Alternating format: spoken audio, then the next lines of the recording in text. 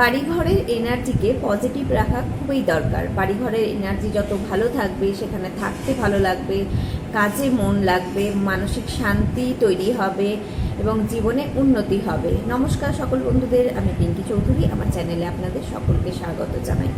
আজকে 6টা ছোট ছোট স্টেপ আপনাদেরকে আমি বলবো, যেগুলো গ্রহণ করলে, প্রতিদিনের জীবনে গ্রহণ করে আপনারা আপনাদের সমস্ত বাড়িকে পজিটিভ এনার্জিতে ভরে রাখতে তো পারবেনই, তার সঙ্গে সঙ্গে নিজেদের চিন্তাভাবনা এবং নিজেদেরকেও পজিটিভ এনার্জিতে ভরে রাখতে পারবেন। সম্পূর্ণ বাড়িকে পজিটিভ এনার্জিতে ভরে রাখার সহজ উপায়।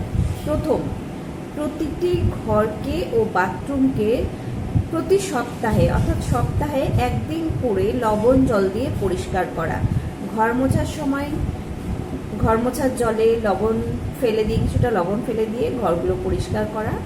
বাথরুমে কিছুটা লবণ ছড়িয়ে রেখে দেয়া, তারপরে 20 থেকে 30 মিনিট বাদে বাথরুমটাকে পরিষ্কার করে দেয়া।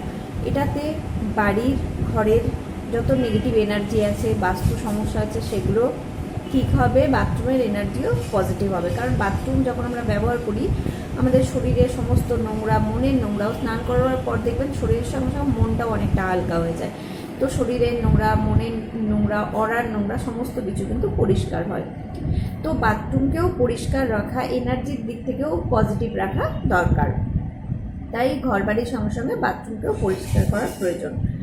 যে সমস্ত জিনিসগুলো আমরা ব্যবহার করি, বিশেষ করে বালিশ, তোশক, এই সমস্ত জিনিসগুলো, বালিশের কভার, বিছানার চাদর যেমন আমরা পরিষ্কার করি সপ্তাহে সপ্তাহে, ঠিক সেইভাবেই প্রতি সপ্তাহে করে, না তো একদম যখন সপ্তাহে হচ্ছে না, অন্তত 15 দিনে একদিন বালিশ এবং তোশককে ভালো করে ঝাড়া দিয়ে রোদ্রে দেয়া। এর ভেতরে জমে থাকা নেগেটিভ এনার্জি, নেগেটিভ ইমোশনগুলো ও বেরিয়ে যাবে, পজিটিভ এনার্জি প্রবাহিত হবে, আর এর মধ্যে যে সমস্ত জার্মস বা জীবাণু থাকবে সেগুলোও নষ্ট হবে।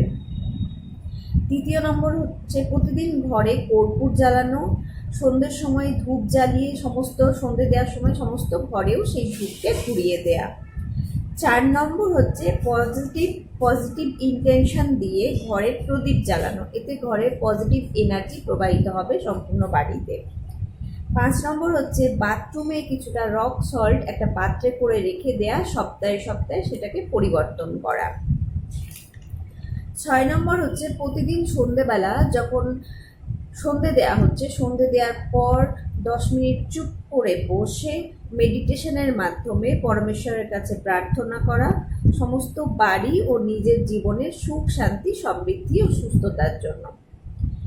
আমরা যদি দৈনন্দিন জীবনে, প্রতিদিনের জীবনে ছোট ছোট ছোট ছোট কিছু জিনিসগুলো অবলম্বন করে নিই, ধারণ করি যে এই কাজগুলো করব, আর এই কাজগুলো করলে আমাদের জীবনে কিন্তু পজিটিভ এনার্জি সবসময় প্রবাহিত থাকবে, মানসিক চিন্তাভাবনা শান্ত থাকবে, ভালো থাকবে, এবং পজিটিভ চিন্তাভাবনা যেহেতু আমরা করতে পারবো, আমাদের মনের মধ্যে যেহেতু শান্তি থাকবে, তো জীবনে সুখ সমৃদ্ধি আসবে।